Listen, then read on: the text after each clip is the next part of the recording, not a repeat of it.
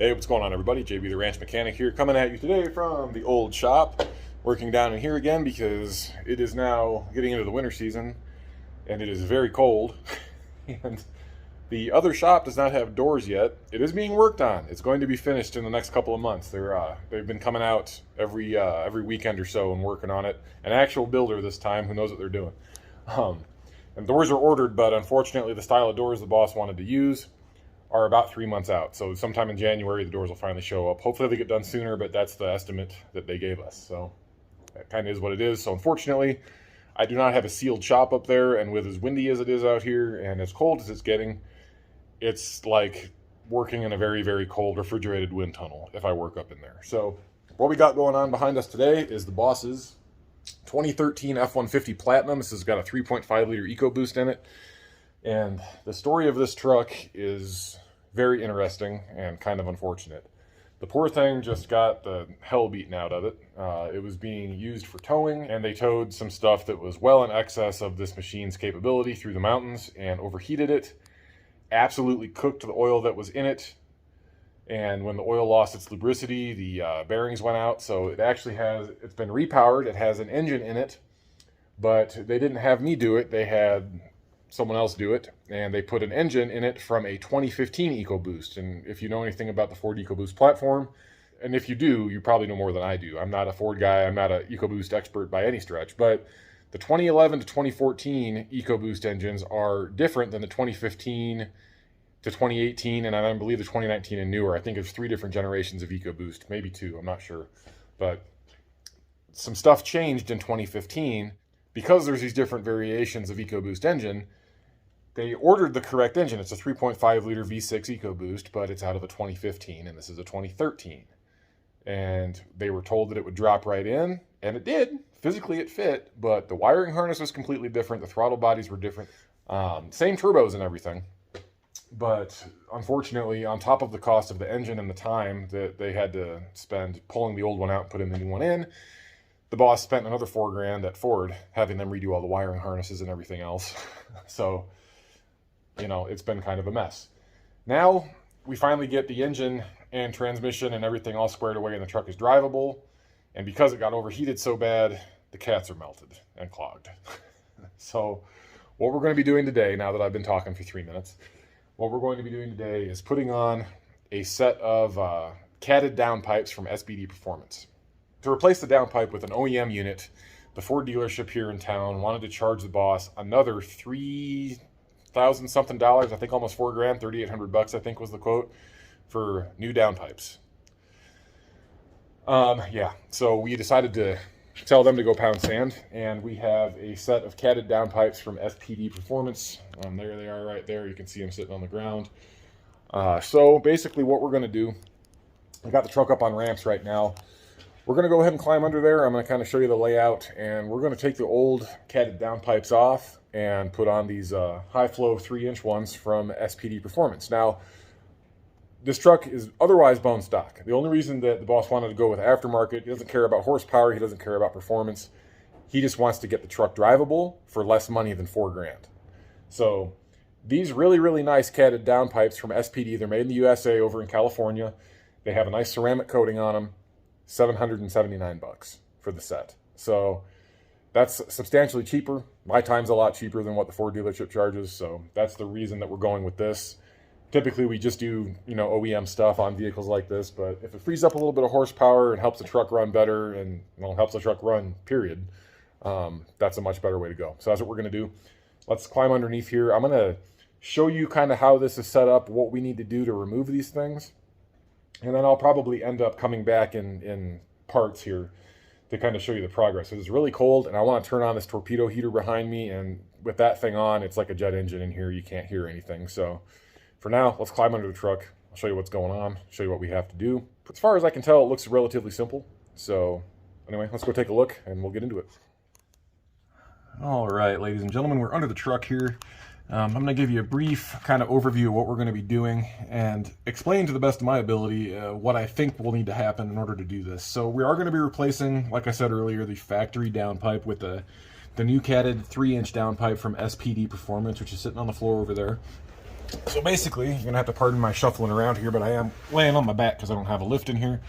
But this is the rearmost section of the downpipe that we're going to have to take off. So before lunch, I sprayed some penetrating oil on all these fasteners just to make sure nothing was going to get hung up. So these should come right out, I would hope. So we're going to have to take off this flange here, and then as you go forward, you can see this is where the downpipe splits and it goes across. So you've got your left bank and then your right bank, and then there's a collector right here. So we're going to have to remove all the wiring harnesses up there for all of the O2 sensors, get those unclipped. I'm not going to try to actually unscrew them from the OEM downpipes. We'll do that once this thing's off the truck because it'll be a lot easier to get a wrench in there to do that without trying to fight with all the other linkages and drive shafts and all that other garbage. So this is the, again, left bank. This is the right bank. These are the cats right here, as you can see. I'm not sure. Ford is saying that these are melted and plugged up and there's a severe power loss in the truck. So we're going to go with what they said and put these 3-inch this 3-inch downpipe on from SPD and hopefully that solves the problem. But anyway, it's kind of hard to see all the oxygen sensors, but there is 2 per side. You got one at the cat and one before the cat. So you got a pre and post cat on each side. So we're going to have to unclip the wiring harnesses for all of those. And then another thing we're going to have to do, looks like we're going to have to unbolt this cross member. This is the actual transmission mount right here, and this is the transmission support cross member. So we're going to want to unbolt this. There's 2 bolts there and 2 bolts there that hold the actual cross member on, and then the actual transmission mount is held in with these 2 guys right here. So we're going to have to be real careful with this. I'm pretty sure we're going to have to get a jack stand or a jack or something underneath here to hold the transmission up once we get this cross member taken out. We don't want to have the entire weight of the transmission hanging down on the engine mounts and wiring harnesses and everything else that's attached to this. We don't want to overexert anything here. That's the last thing we need, is to screw something else up in the process of trying to fix it. Looks like we also have a heat shield on top of this cross member here. I can feel a bolt right there. There's probably several of them, but that heat shield's actually physically attached. I'm glad I saw that. We're going to have to pull that out too, looks like. Let me see if I can sneak you in there to show you that, what I just saw. Yeah, so yeah. Right there, we're going to have to unbolt this guy and get this heat shield off because we can't take this cross member out with that attached. And let's see, is there anything over here? I'm kind of using the camera to explore. So you guys are seeing this just like I am for the first time. Let's see, looks like we got, that's the actual trans mount right there. We've got an exhaust hanger right there for the downpipe and another bolt for another heat shield right here. So those 2 bolts for the heat shields on each side need to come out. Cross member needs to come out. Transmission mount needs to be unbolted. And then from there, it's pretty straightforward, I think, unless I'm just missing something. But, you know, you're going to have to unbolt the exhaust from the turbos right there. That's the turbo flange up there. Luckily, because all this is relatively new as far as the engine goes, looks like Ford ended up replacing the studs. So those studs in there are pretty fresh. And this thing only has, well, probably less than 500 miles on it since we began driving it again. So should be good to go. Now, I did spray, like I told you earlier, I sprayed penetrating oil all over everything in there, so I think I probably missed and got a little bit of extra on there. That is not an oil leak coming out the turbo return line there, so I think we're good. But yeah, looks like we just got some exhaust flanges to unbolt and then this cross member to take out, and then we'll start yanking stuff apart. So anyway, I'm going to get started here and stop making you guys dizzy moving this camera around, so I'll be right back. All right, guys, quick update. I just got started here. 13 millimeter socket you're going to need to get these 2 flange bolts out that hold this exhaust pipe on. I ended up just running them back in by hand just to thread them in a few turns on each side, because when you take these out, this whole mid pipe with the resonator on it right here, this hangs way down, and it was dumping a bunch of water out of the pipe, getting all over the floor, and it was putting a lot of stress on that flex tube right there. So got that temporarily resecured. Went ahead and zipped out the 2 bolts that hold these heat shields in place. They're 10 millimeter, and they're sitting right here with these big old flat washers on them. Pretty easy. Next, I'm going to go ahead and move forward here and start disconnecting the oxygen sensor wiring harnesses on both sides, and then zip out those turbo flange nuts that hold the exhaust on each turbo. So I'll bring you back for that here shortly. But yeah, you want to make sure you support this or reattach those bolts temporarily.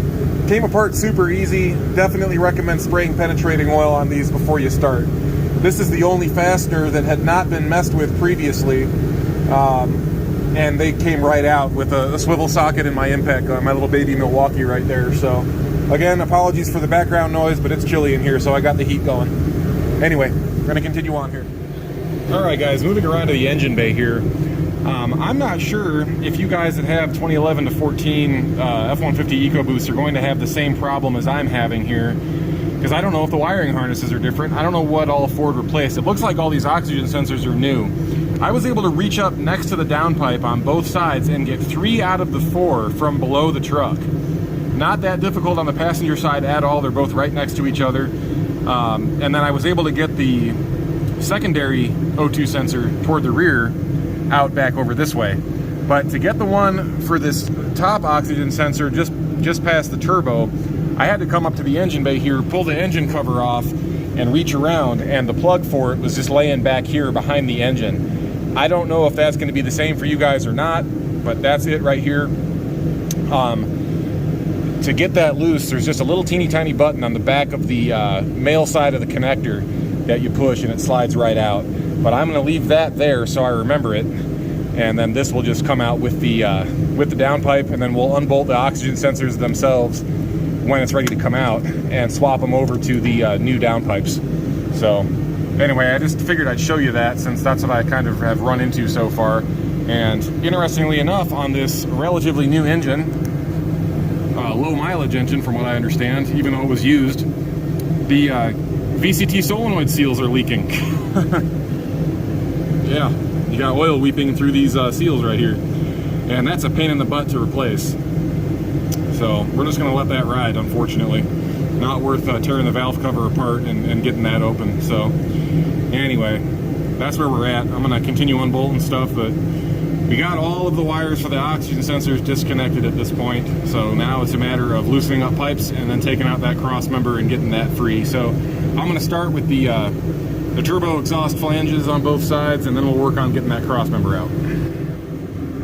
Alright, well, moving right along, ladies and gentlemen, as per usual with Ford, their engineering team can kiss my butt, because they've got this thing so tucked in next to the firewall that it's almost impossible. So you got to get a little bit creative with your extensions.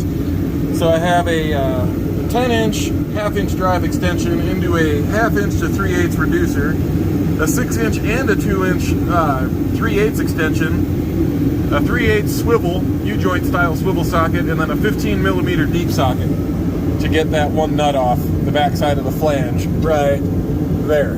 This one I can get just with the straight impact, but this is the driver's side manifold, so a little bit difficult to get to. I'm presuming I'm going to have similar difficulties over on this side, but thank the Lord they used anti-seize on all of these studs, so they're coming right off without fighting me too badly. So anyway, just thought I'd point that out. But yeah, it's a little bit of a challenge to get access, but if you have enough extensions you can usually get to anything. So anyway, moving along. Alright guys, got the right side turbo disconnected, so now everything is nice and loose. Man, that one over there, I thought the one on the driver's side was bad, but getting to this guy over on the passenger side, that's kind of ridiculous. You got to be super careful around these heat shields. They're like little razor blades. I mean, they'll just scalp you. They'll take skin right off of your fingers and hands and whatever scrapes against these things. So be careful if you're ending up doing this job yourself.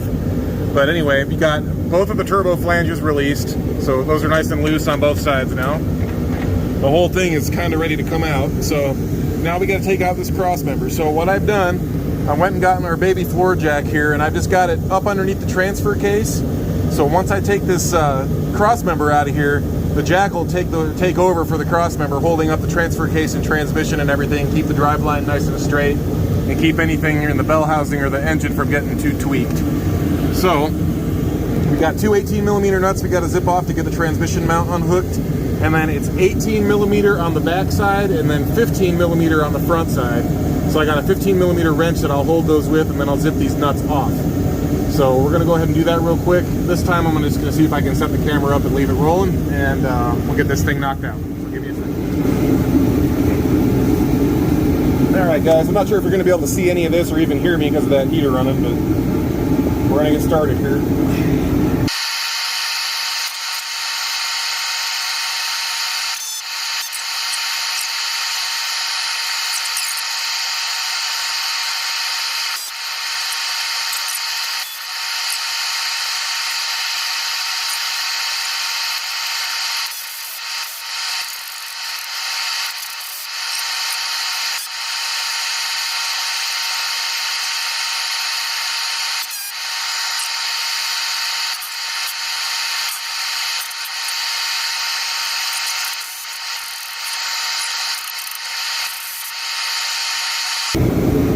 All right, I'm gonna grab a drift, get these things out, I'll bring it back. All right, everybody, we got the Crossmember out and we got everything loosened up. Everything is ready to come out, but instead of trying to slide these hangers out, there's just not enough forward and backward room because the front of the downpipe wants to hit the turbo flange, and then if you try to move it backwards, it just wants to hit the rear. So what I've done, there's 4 15mm bolts that holds this entire assembly in, this little isolator mount. So I'm just pulling those out, and I'm on the last bolt right now. Once that comes out, the whole thing should drop down. So I'm gonna set the camera up here. Hopefully you can see this. We'll finish taking that last bolt out and everything should release. So we'll see. All right, I hope that's a good enough angle. We'll see. Okay, I'm bracing everything up with my knees here since I'm once again working by myself. I don't want to get slammed into by this exhaust.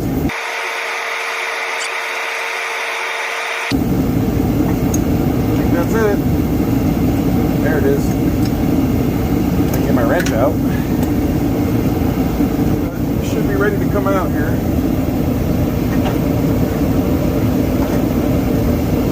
Here it comes. Alright. So there's a heat shield and a bracket there for the Crossmember, so I'm kind of holding it up on the left side here. Looks like I'm going to have to angle it down and then kind of slide it over toward the driver's side and then snake it out. So.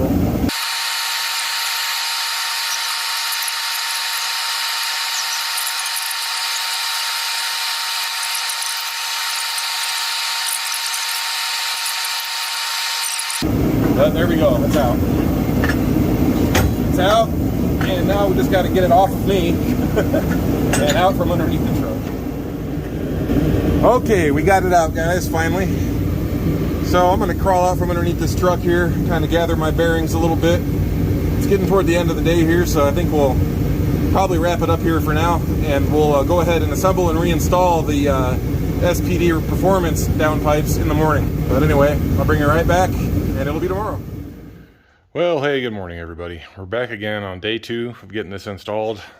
Yesterday, we got the old downpipes removed from the truck, and this morning I had to deal with some other stuff, but I came back in the shop, and just real quick, I unscrewed the O2 sensors from the old pipe and transferred them over to the new pipes, and that's the only thing I've done.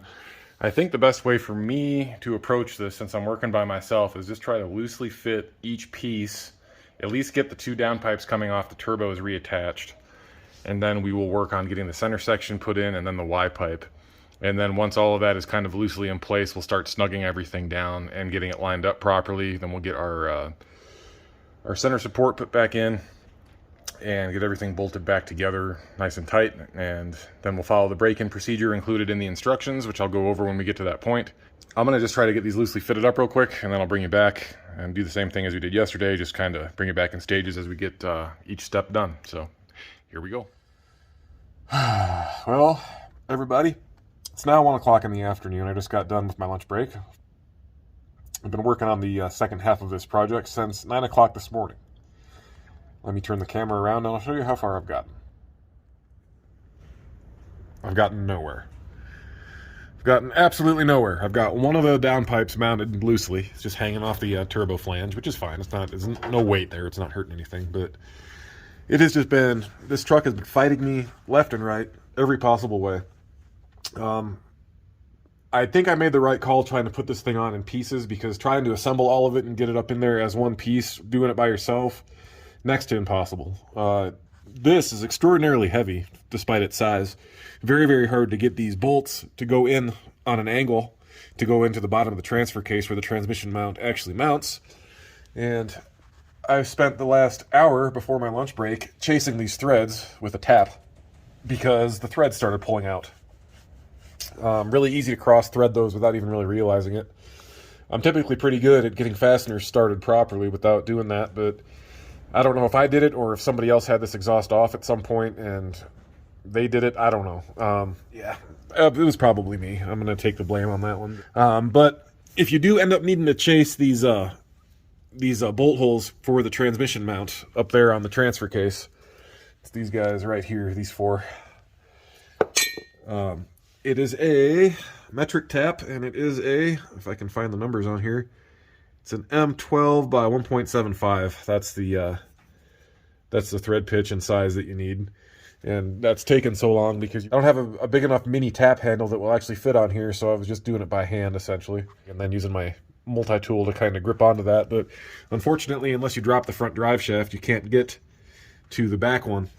There's not enough room to get that tap in there straight. So I ended up just going in there with a pick and just kind of picking out the loose chunks of aluminum and flushing it out the best I could with an air wand and a can of brake cleaner. So another thing I ran into is that the other driver's side of the downpipe here, this end obviously fits inside of the flared section right here, but this was not flared enough.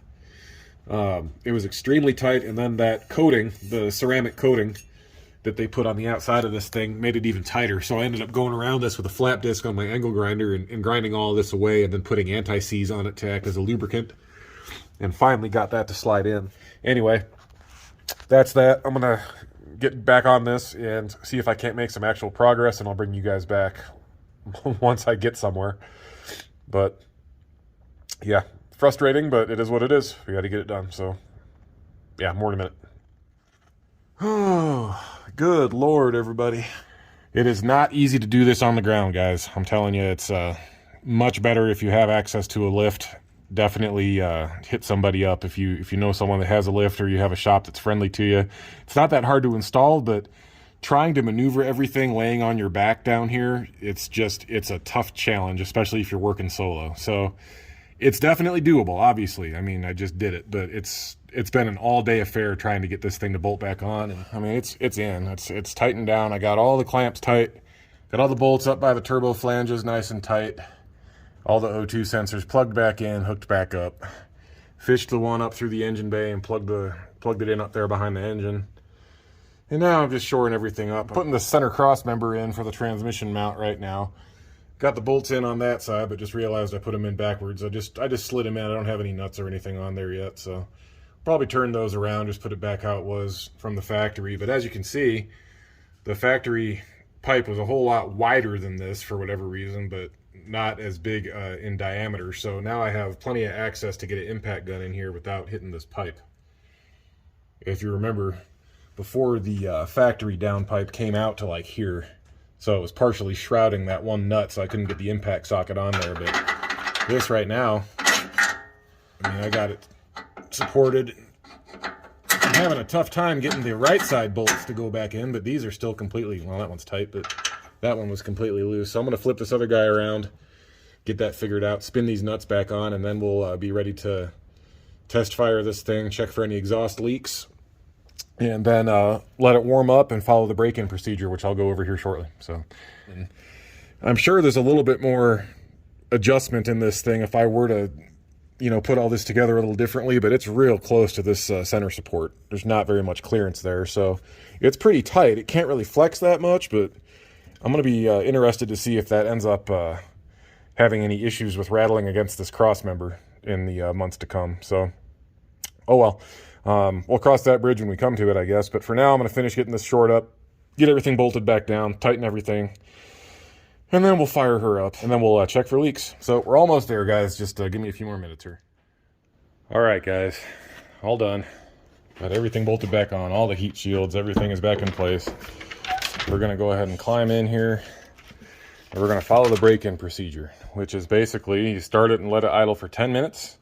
And then after 10 minutes, once it's up to operating temperature, you raise the RPMs and hold it at 2,500 for another 2 minutes. And then we let it cool completely, and then we drive it lightly for 5 miles before we do any towing or really any other work or big acceleration or anything with it. But anyway, I'm going to hop in here and start this thing up. Let you guys hear it.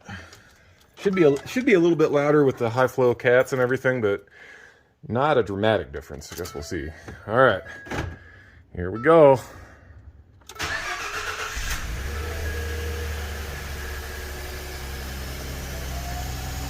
Well, that's still super quiet.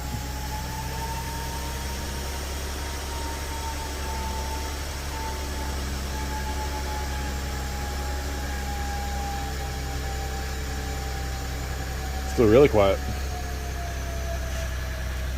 We're just going to have to let it run, let it get up to operating temperature, and yeah, we'll just see what happens here. All right, let's see if we have any leaks.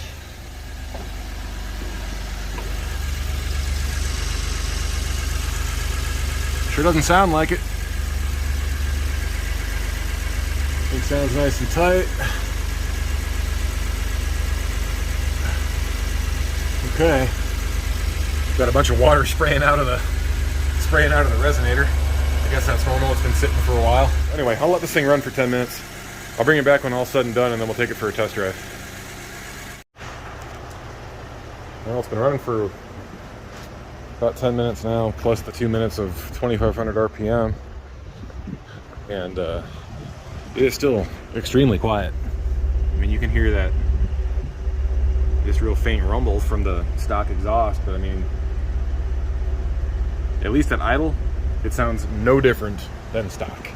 So that could be a good or a bad thing depending on what you're looking for, but I think that the EcoBoost trucks sound like absolute garbage with aftermarket exhaust on them anyway, because it's a V6 and it sounds like a gigantic fart driving down the road. So yeah, this is good.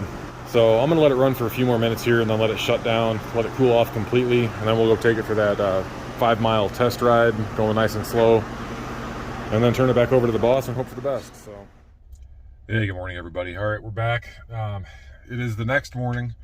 We have allowed the new catalytic converters to cool down overnight, and now I'm going to take this thing for another test drive. I did drive it a little bit yesterday. Unfortunately, the new catalytic converters did not solve the problem. This still seems like a wiring harness issue to me. We're getting a lot of codes. It's bank 1 and 2, sensor 2 on both sides. So that's the actual catalyst heated oxygen sensor, the wideband. And it's saying that the heater circuit is not working correctly. That's the problem that we're having. It's related to the heated side of the oxygen sensor. It's not communicating with the ECM, so it thinks that the oxygen sensor is bad. The oxygen sensors look brand new to me, so I don't think it's a faulty oxygen sensor. And they are OEM Ford parts. They actually have the Ford logo and the Ford part number stamped on them. So I'm fairly confident these were installed by the dealership about a month ago, the last time they had it. So anyway, I want to take it for another test drive this morning. We still have like 11 codes pending in the system, one of which is a turbocharger overboost code.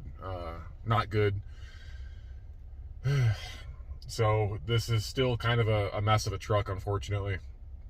But we have no exhaust leaks, and the cats have had a time to get nice and hot and then cool down.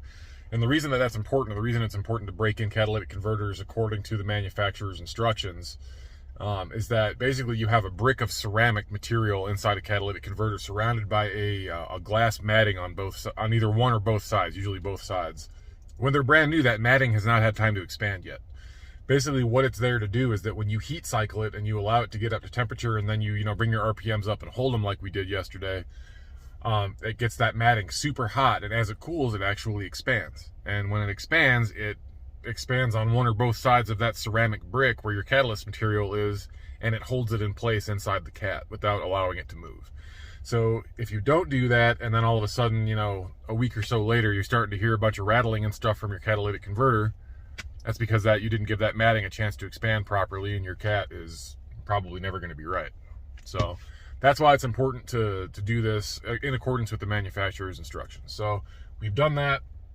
I'm going to take it for another test drive this morning and see if the drivability has improved at all. I'm not expecting it to.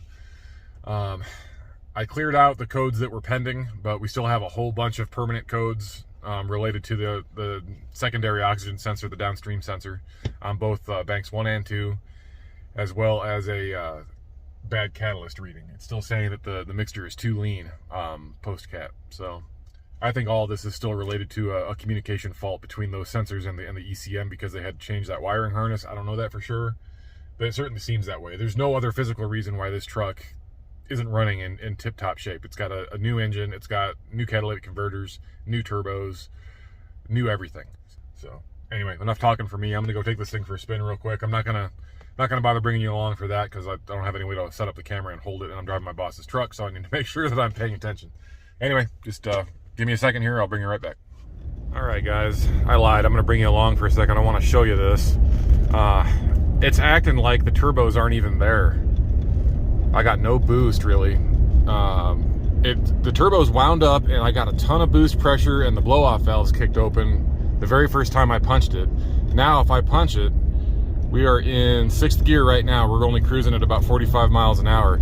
So I'm gonna drop the hammer. I'm gonna put the pedal all the way to the floor. Let me crack the window a little bit. Maybe you can hear the turbos, I don't know. All right, pedaled all the way down. We're at 4,500 RPM and it's barely accelerating. We're at 65 after about, what was that, 6 or 7 seconds? It took us that long to get from 45 to 65. The truck's making no power. It just feels like the turbos aren't even spooling up. Those are brand new OEM Ford turbos. So I am a little bit confused as to what's going on. This all seems like an electronic issue still. There's nothing that could physically be wrong with any of that. So I don't know if the wastegates on the turbos are set incorrectly, or if the electronic blow-off valve at the bottom of the charge air cooler is having an issue. That was one of the first things I checked when we first started having this issue. This originated last winter, so I don't know. I did pull out that electronic blow-off valve and I checked that O-ring. That's one of the first things that I checked to see if we had a boost leak somewhere, and it was fine. So I don't know. But at any rate, I think this thing needs to go back to Ford and let them figure it out, because whatever they did not work, and they charged the boss a whole boatload of money. So they're the ones that recommended replacing the cats, so we've done that.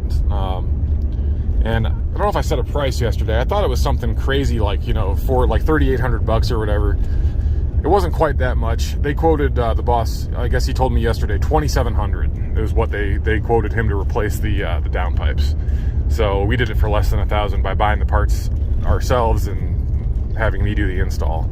Now, granted, it's not an OEM Ford downpipe. It's a high flow 3-inch downpipe from SPD, but still significantly cheaper than the OEM option. But anyway, I'm gonna turn around and head back to the shop here.